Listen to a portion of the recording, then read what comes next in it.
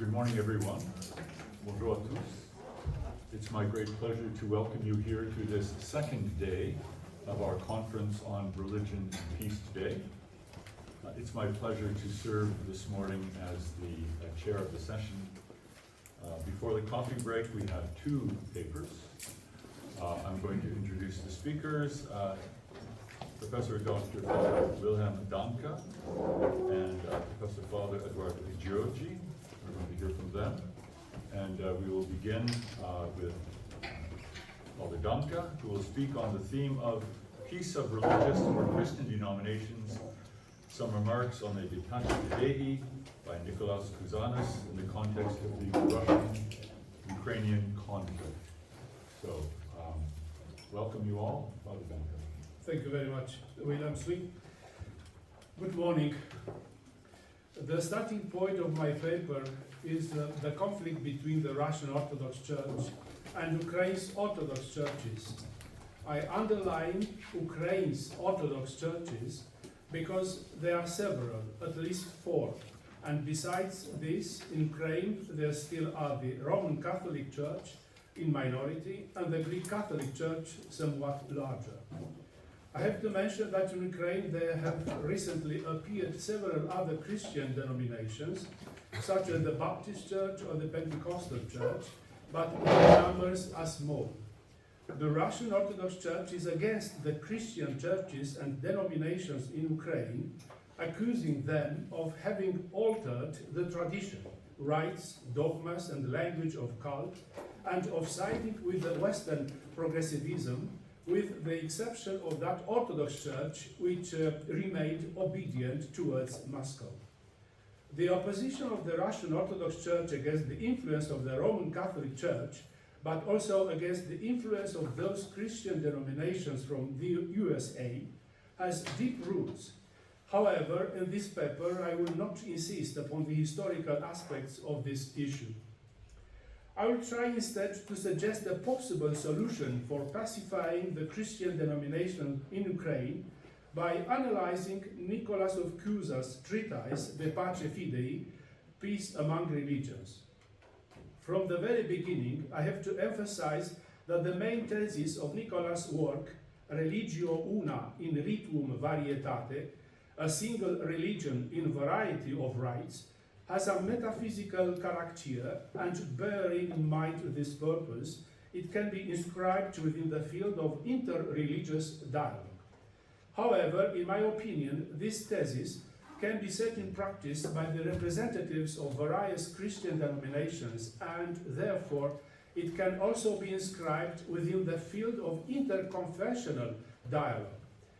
In fact, this is the novelty of my paper, namely that the Pace Fidei has a deep message for the harmonizing the Christian denominations, a message that can become a characteristic of today's Christianity. In the first part of my paper, I will briefly present Nicolaus of Cusa, one of the most complex and fascinating figures in the history of Christianity, as Mircea Eliade said, by highlighting his engagement in promoting peace among religions.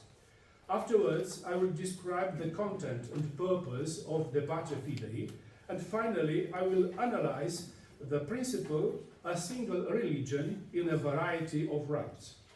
The first part, Nicolaus of Cusa, a peacemaker. He was born in Germany in 1401. He studied theology and philosophy at Heidelberg and Köln, then canon law, mathematics, and medicine in Padua. He was influenced by the conciliarist thinkers and by the interest for discovering ancient Greek mathematical texts, a predominant preoccupation among the intellectuals of his time. Nicolaus of Cusa suggested a method of contemplative cognition based on mathematical symbolism and on the symbolism of perspective.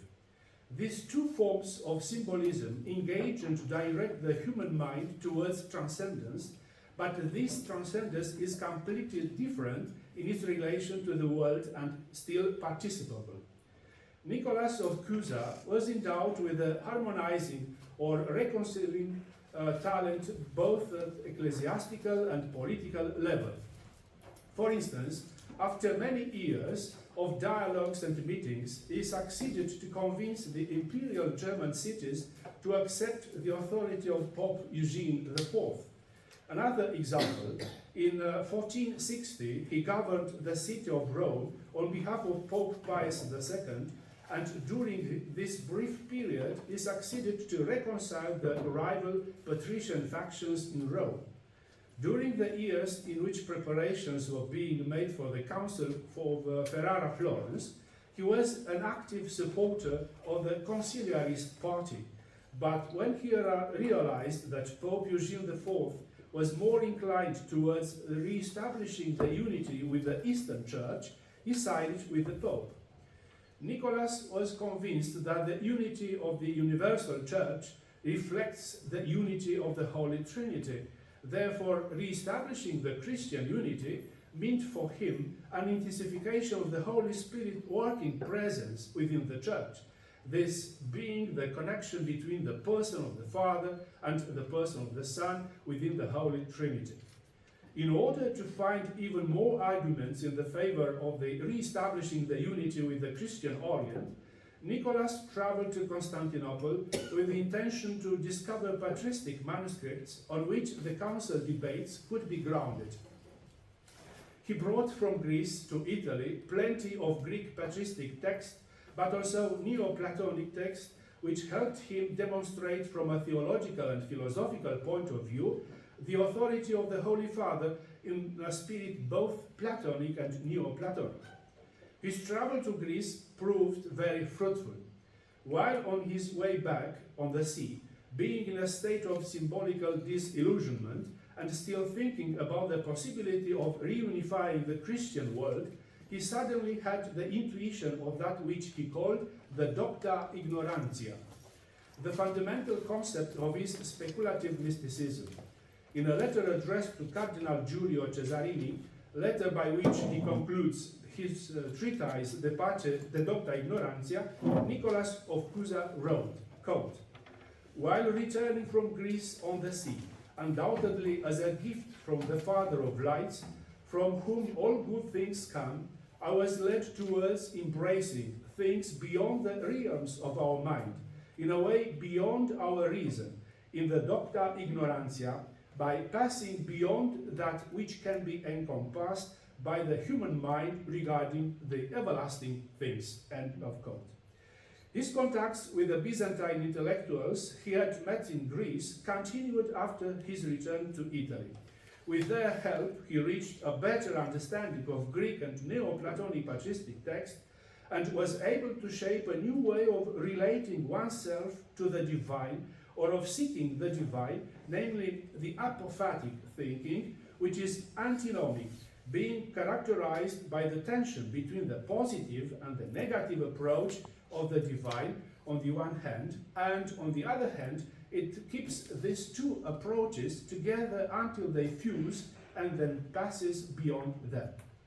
Nicolaus of Cusa insists that Docta Ignorantia has nothing in common with the teaching of Western or Eastern theologians and philosophers, being an exclusive gift from the Father of Lights, a gift somehow granted to him only by the grace of the divine transcendence. After having the intuition of this concept, his main preoccupation was to translate in rational terms the coincidence of contraries and the way in which this can be overcome. He was firmly convinced that coincidentia oppositorum is an original approach, firstly because he has received it on the vertical of divine illumination, and secondly because he discovered it in other forms and expressions in the text of other authors such as Dionysius or Meister Eckhart. Concluding all these biographical notes on Nicolaus of Cusa, we can say that Docta Ignorantia and Coincidentia Oppositorum are the fundamental concepts of his contemplative philosophy, but nevertheless they are connected to his concrete existence as well.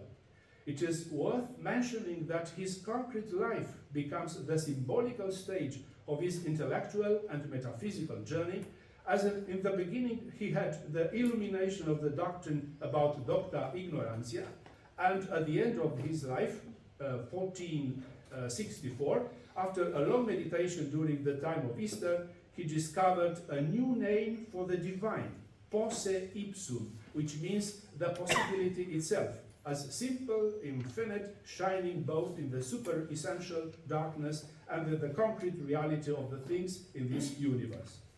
Nicolaus of Cusa's life is marked by these two poles: his revelation about the coincidence of the opposites received while sailing back to Italy, and the intuition he had during the Easter of 1464, when he discovered that the divine is the infinite possibility. The second part, the treatise, the Pace Fidei. Nicolaus of Cusa writes his brief treatise, the Pace Fidei, several months after the fall of Constantinople, when 29th May 1453, a great symbolical event which caused Europe to be confronted with an offensive religious variety on its own territory. During those years, the unity of the Catholic Church was seriously challenged by the new features of modernity, which was already emerging: the rupture between philosophy and theology, the fragmentation of science, the autonomy of the subject, and many others. The failure to unify the Christian world, which had been attempted at the Ferrara-Florence Council, was being deeply felt. Thus, the pressure of this cultural and religious alterity, and especially the presence of Islam on the continent, imposed the need for redefining Europe by means of its Christian faith. In this context, the humanist thinkers of the 15th century interpreted the geopolitical conflict between the Christian and Ottoman powers as a call for change and for setting new cultural and civilizational foundations. Adopting this key of reading, it was said that the Muslim pressure on the continent turned out to be a violent midwife for Europe that triggered a new identity awareness as belonging to Christianity on the one hand, and to the European society on the other hand. Therefore, by the second half of the 15th century, Europa Christiana as a model of society was experiencing a deep crisis. Among the few intellectuals who understood the gravity of this crisis and offered an answer of the size of the times was Nicolaus of Cusa. In the Pace Fidei, he proposes an approach of the religious diversity in the light of the believing reason. I underline, believing reason. The text of his treatise begins as a stage on which the guardian angels of various religions are presented. They bring before the throne of God the Father the tears and the sufferings caused by the wars between the supporters of different religions. Through these angels, the polemic character of the diversity on earth turns into a problem assumed by the transcendent unity of the divine itself. The possibilities of harmonizing are assumed by the incarnate Logos, both human and divine, and debated with the representatives of all the religions on earth. The dialogue between wisdom and the lovers of wisdom from each tradition has as its main theme the reconciliation or pacification of religions. The conclusion is that each religion believes and expresses in its own way the same infinite wisdom. Moreover, every religion is wrapped or folded within the divine wisdom, which for all religions means the aim, fulfillment, principle, and infinite term. All this is expressed by Nicolaus of Cusa through his well-known formula, religio una in rituum varietate. The word of God, or the wisdom of God, discusses with the 17 representatives of religions, a kind of spiritual compendium of the world known during his time, in an atmosphere of rational and convincing cordiality. Each dialogue enhances in its human participants the rational awareness and consent to the fact that all religions tend towards the infinite wisdom as their end and perfection. According to Nicolaus, the participants in this dialogue are able not only to reason, but also to see the Logos directly or to contemplate it as the representatives of their own religion. This contemplating or seeing the Logos, towards which all religions stand, is the essential element or the intellectual experience of these participants in the heavenly debate, which is to be unfolded, in Latin explicatio, at the level of reason and discourse throughout the treatise. Here the emphasis lies on seeing or contemplating and not on reflection. Therefore the guardian angel of a certain religion addresses the Heavenly Father by saying, quote, "This competition of religions is generated by our desire for you, the only one all people venerate and all things see as being venerated. You are the one who is seen, so as to be sought in various ways through various rites and named by various names. For him yourself you remain unknown and ineffable to all. You that are infinite power are nothing of those which you have created, while the Creator cannot comprehend the concept of your infinity, for there is no proportion between finite and infinite. You, Almighty Lord, unseen to any mind, can manifest yourself as visible to whom you please, and in those ways in which you can be known. Therefore, do not remain hidden, O Lord. Have mercy on us and reveal us your face, and if you are willing to make the first step, the work of the sword will cease, as well as the weakness of hatred and of all evil. All people will know that there is but one religion in variety of rites. Non est nisi religio una in ritum varietate." End of quote. We notice that the theme of this treatise is elaborated by its author from the perspective of the apophatic knowledge. The direction vector is oriented towards the divine mystery without any distinction, towards the infinity of Deus absconditus, the hidden God. He is the principle and final end of any religion. The divine Logos is God's face that can be seen, attracting and wrapping in itself all gazes and all religious perspectives. Whenever the representatives of religions face the Logos, they go beyond the particularities of their own religion and reach its aim, which means the direct encounter with the divine gaze, followed afterwards by plunging into its abyss. Another significant aspect is that for Nicolaus of Cusa, harmonizing the religions is founded on making use of them until one reaches the infinite end for which they had been instituted, or on their mystical consummation. The consequences of this requirement are rationally explained and assumed by the participant's conscience. In relation to this same requirement, in the last part of the treatise, the legitimate variety of ritual actions and religious behaviors is assessed.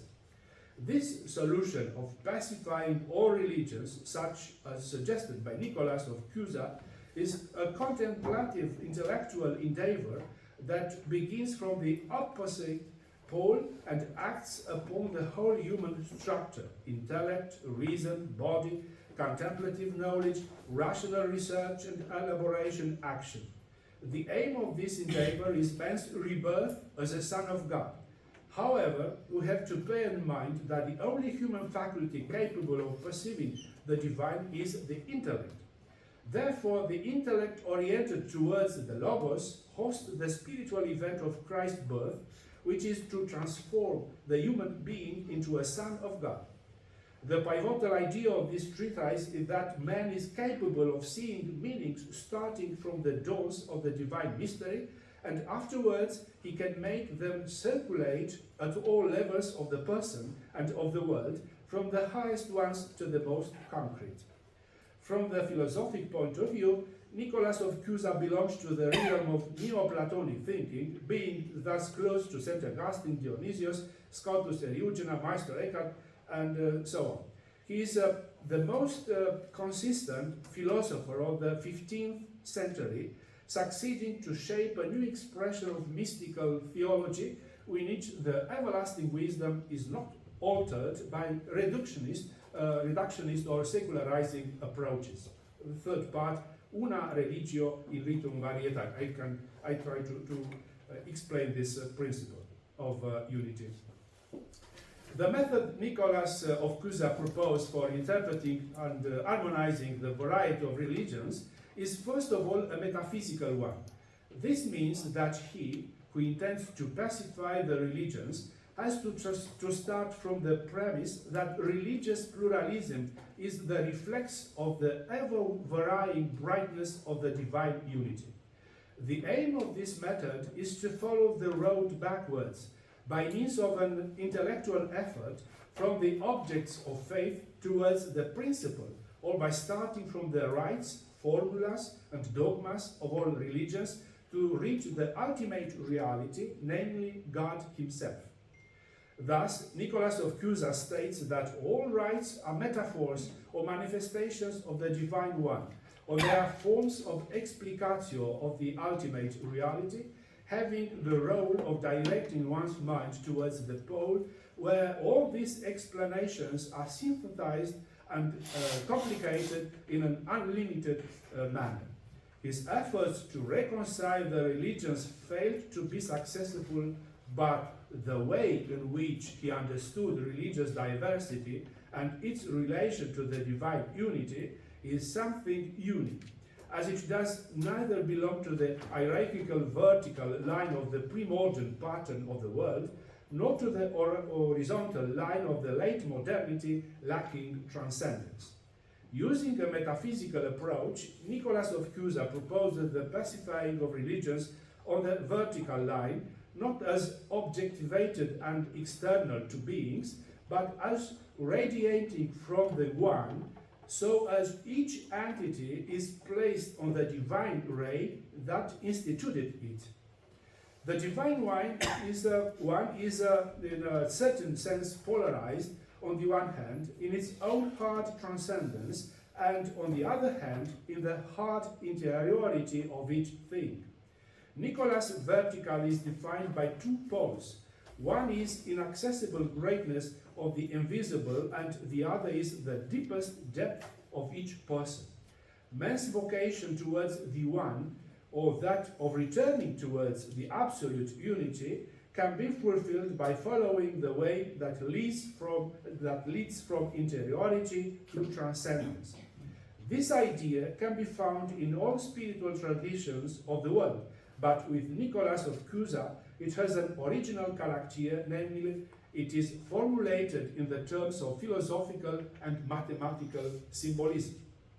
Any human being is inadequate for the infinite insight itself, even if capable of progress. Therefore, it cannot expect to reach a development of its own finiteness. However, the infinite can accomplish the unity between the finite being and the infinite being. In fact, says Nicolaus of Cusa, the infinite inside any human being acts as a magnet, attracting towards itself in an asymptomatic manner, along a way the end of which is both attractive and intangible. Here, the incarnate Logos finds itself in a conjunction between finite and infinite, and as it is Homo Maximus, cannot bear any comparison to those created being, therefore had transcendence.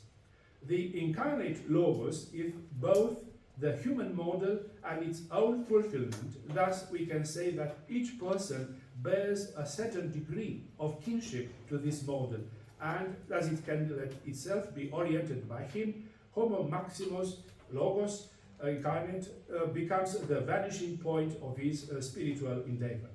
Moreover, the incarnate Logos is the limit towards which man tends in his attempt to honor the infinite and his deepest depths. In order to express man's struggle to reach his own transcendental limit, Nicolaus of Cusa employs several images. For instance, the dog which recognizes his master and runs after him, the iron which is attracted by a magnet, a baby attracted by its mother's milk, the closeness of polygons inscribed in the same circle, the truth as nourishment for the intellect that is absorbed without being exhausted. In mathematical analysis, there are certain chains that tend towards the infinite, and each of them is a succession of elements drawing close to the limit in an asymptomatic manner, and yet none of them is able to reach that limit. Starting from this mathematical rule, Nicolaus of Cusa affirms that he, who seeks the infinite present in his finite being, is the sum of certain states of being and of knowledge, more and more unconditioned and ever closer to the infinite. Consequently, man's vocation is to develop himself as a chain that tends towards Christ as its limit. The transcendental vertical on which Nicolaus' universe is constructed is that same vertical instituted by the transcendence of the limit, and in this pattern of verticality, the hierarchical levels are not distributed among different beings, but rather each being contains the whole hierarchy of levels ascending towards the limit.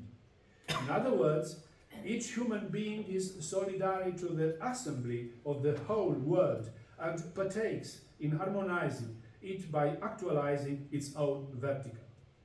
Unlike the Western and Eastern medieval representations of the transcending vertical and objectivated hierarchies, the verticality pattern proposed by Nicolaus of Cusa emphasizes not the hierarchies of assemblies, doctrinal, social, and cosmic, but the singularity of the human being in relation to the limit, that is Christ. This model accepts religious diversity and respects the differences between religions, because diversity is understood as convergent along a vast series of chains which are the human beings tending towards the same limit. In this case, the limit is the face of the infinite that by means of contemplations opens the gaze towards the ultimate unlimited reality.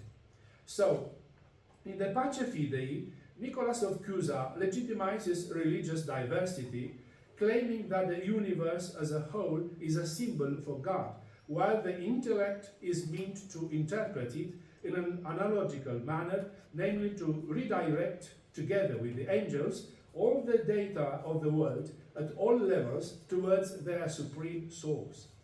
The convergence of religions is part of this process of reintegration in the one and endeavor accomplished by the human intellect.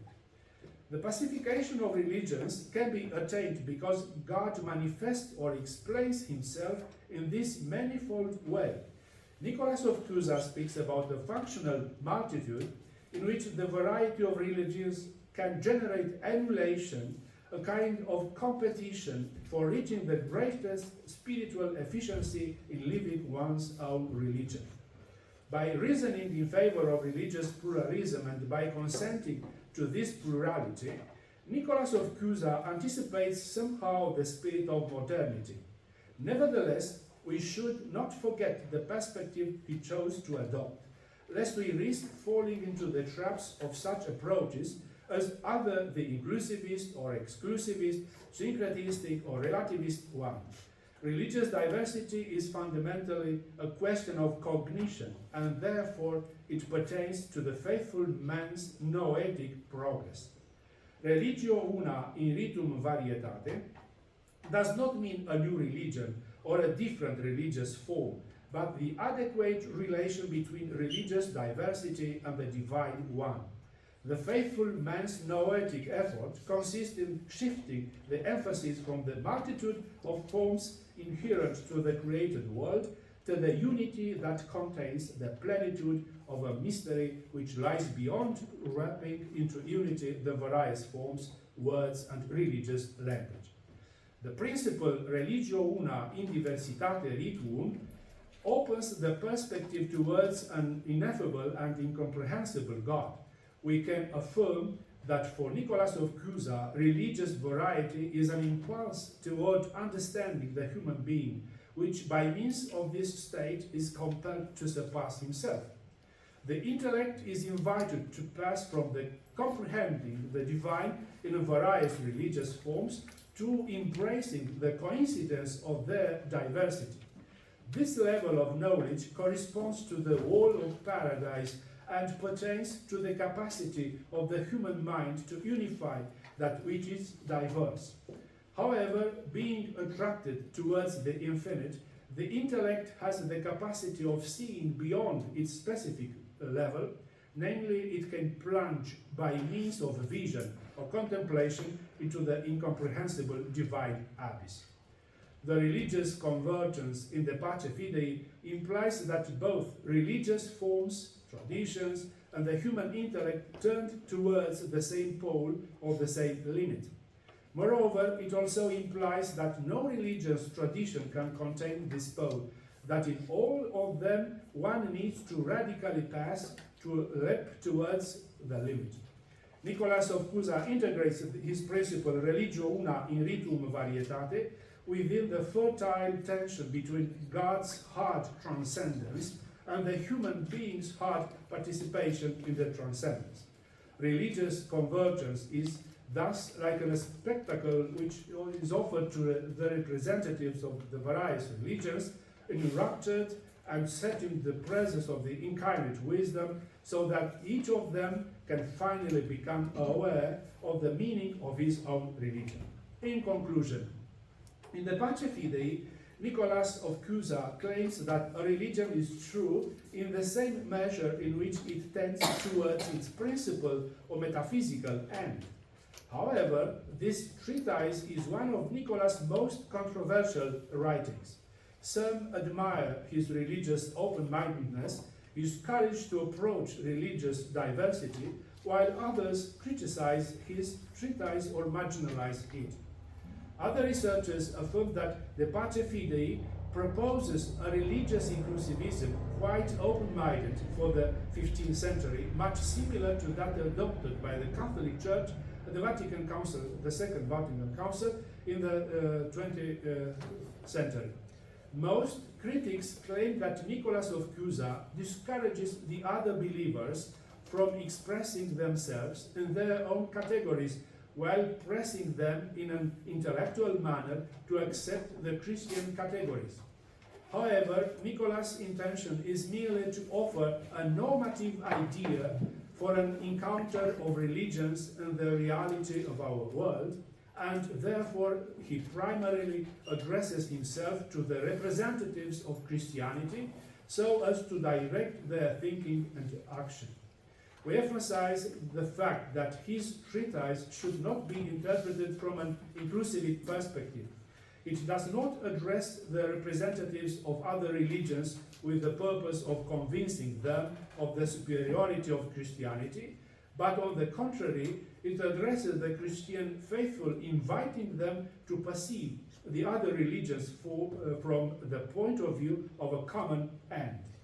The peace of religions, such as proposed by Nicolaus of Cusa, is a pre-existing peace, which only needs to be brought to mind by opening one's understanding towards the essential reality of each religion, namely their shared reality. However, as Etienne Gilson expresses it, in this endeavor to reconcile all religions, the price is to be paid by Christianity. Nevertheless, although Harry de Lubac was claiming that Nicolaus of Cusa lacks a true program of action regarding religious reconciliation, his work proposes a true program of understanding the religious stranger, other, in the spirit of his Christian metaphysical doctrine. In conclusion, peace among religions in the vision proposed by the philosopher Cardinal Nicolaus of Cusa can be translated today as the peace among Christian denominations that can be reached in the measure in which the faithful person is able to discern the religious forms in a noetical manner and perceive the coincidence of their diversity within the divine transcendent unity. Thank you very much for your attention.